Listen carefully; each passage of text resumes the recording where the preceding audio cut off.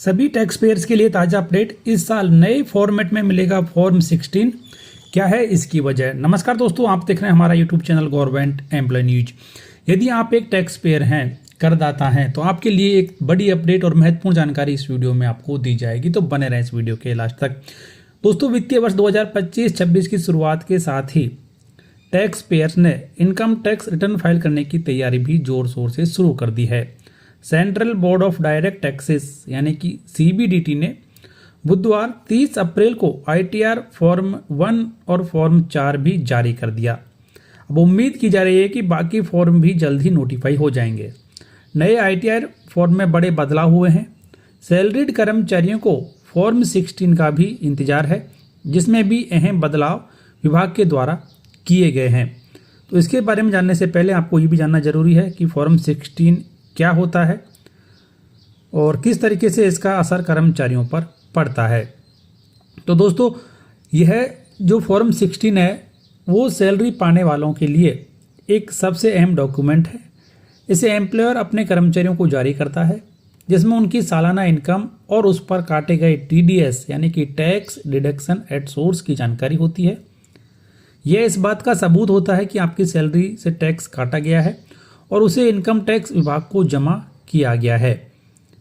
अगर आपने साल के दौरान नौकरी बदली है तो हर एम्प्लॉयर से अलग अलग फॉर्म 16 लेना जरूरी है। यह फॉर्म 2 हिस्सों में बटा होता है, पार्ट A और पार्ट B। फॉर्म 16 का पार्ट A, इसमें कर्मचारी, नियोक्ता और काटे गए टैक्स की जानकारियां होती हैं, जिसमें कर्मचारी और नियोक्ता का नाम, पता, पैन और TAN नंबर होता है। हर तिमाही में कितना टैक्स काटा और जमा किया गया उसकी जानकारी फॉर्म A में होती है। यह हिस्सा TDS की जानकारी की पुष्टि के लिए इस्तेमाल किया जाता है। फॉर्म 16 का पार्ट B, यह एक तरह का अनेक्शर है जो सैलरी ब्रेकअप और कटौतियों की डिटेल्स देता है। सेक्शन 10 के तहत टैक्स फ्री अलाउंसेस जैसे कि HRA, उसकी भी डिटेल्स इसमें मिलती है। सेक्शन 80C, 80D आदि के तहत डिडक्शन जिसमें कि LIC, PPF, health insurance premium की जानकारी भी इसमें उपलब्ध कराई जाती है।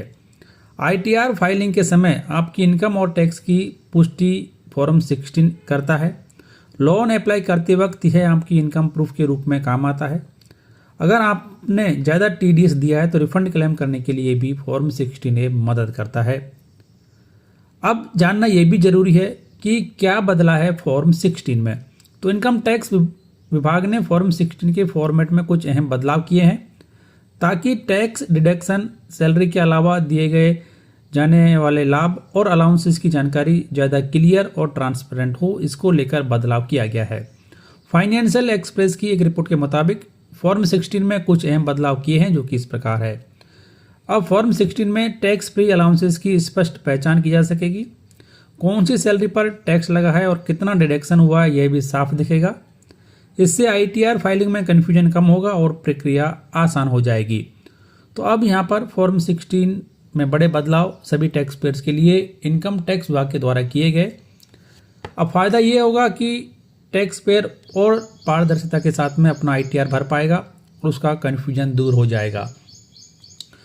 दोस्तों, इनकम टैक्स विभाग के द्वारा जारी किए गए नए फॉर्म 16 के बारे में आपकी क्या राय है, कमेंट बॉक्स में जरूर लिखें। वीडियो को लाइक और शेयर कर दें, चैनल सब्सक्राइब कर बेल आइकन प्रेस कर लें, ऑल नोटिफिकेशन ऑन कर दें, जिससे हर एक फायदेमंद जानकारी आप देख पाएंगे।